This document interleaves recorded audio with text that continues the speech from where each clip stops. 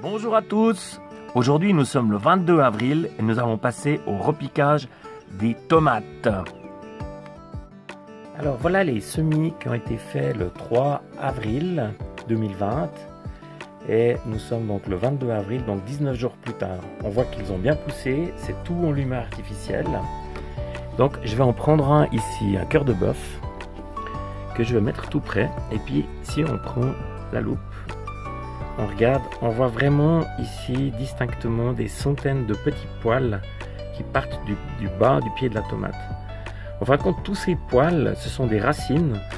Donc pour, je dirais, repiquer les tomates, il faut que ces poils soient recouverts de terre. Donc on va les piquer très profond.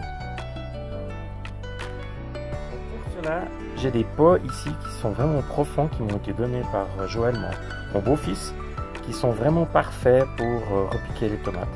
J'ai mis un tout petit peu de terre au fond, entre un cinquième et un quart, et puis j'y vais pour la repique.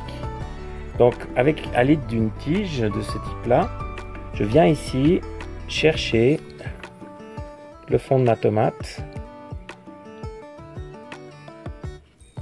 que je viens poser ici tout doucement,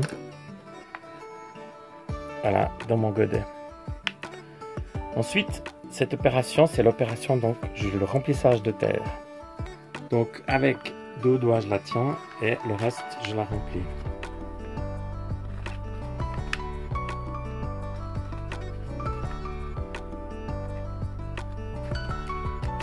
Donc ça, c'est du terreau donc que j'ai passé au tamis. Grossièrement, je dirais, c'est moins fin, légèrement moins fin que celui des semis. Donc je le remplis une première fois jusqu'en haut.